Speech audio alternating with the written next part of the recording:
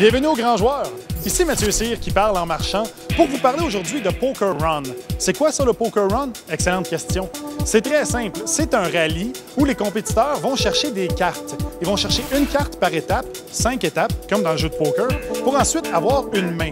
Le compétiteur n'est pas au courant de la carte qu'il a. Elle est dans une enveloppe scellée et il dévoile son jeu à la fin au cours d'une soirée et c'est là qu'on trouve le ou la gagnante de l'épreuve.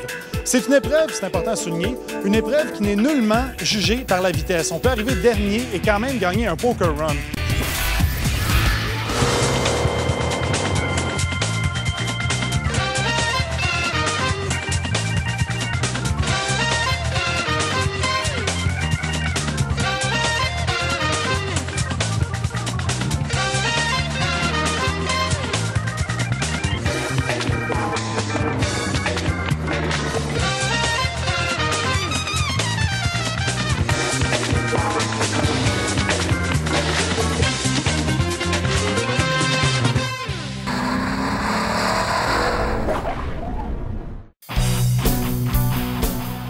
RDS vous présente aujourd'hui la première édition du Poker Run de Tremblant, un rallye de voitures exotiques. Bonjour mesdames, messieurs. Au cours de la prochaine heure, vous aurez l'occasion de voir ce que les participants ont vécu lors du départ de Québec à destination de Tremblant.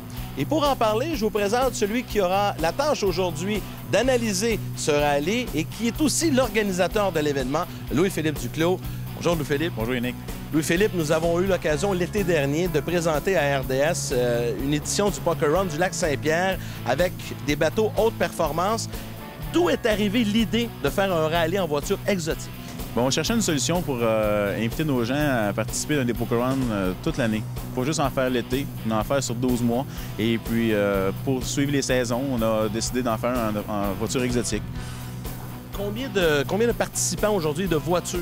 Aujourd'hui, c'est la première édition. Il faut expliquer que c'est la première édition. C'est pour cette raison qu'on a limité ça à 15 voitures, le rallye. Il faut comprendre que c'est difficile à gérer le trafic, gérer les lumières et tout ça. Fait que pour une première édition, limité à 15 voitures, ça va être amplement suffisant. L'année prochaine, on a déjà des inscriptions pour l'année prochaine. La limite devrait être l'année prochaine entre 40 et 50 voitures pour l'année prochaine. Bon, parlons proprement dit de la première journée d'activité, le départ de Québec à destination de Plessisville. Comment ça fonctionne?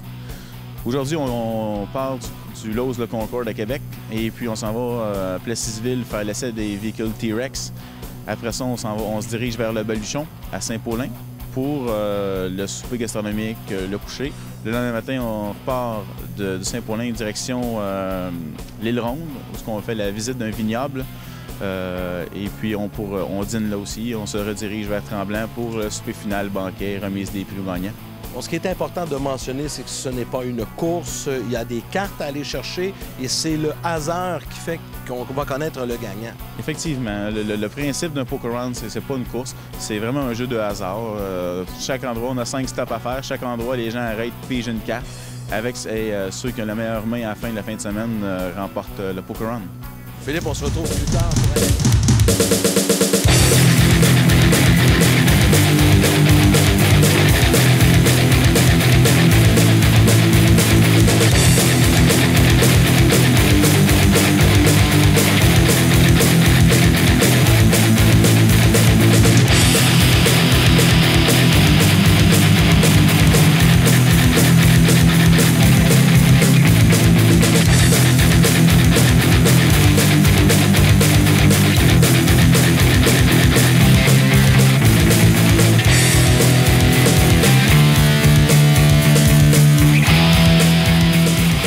Le Réseau des sports vous présente le Poker Run de Charlevoix. Bonjour mesdames, messieurs, bienvenue à ce reportage qui vous parvient de la magnifique région de Charlevoix. RDS vous présente la trilogie, la 3e édition du Poker Run.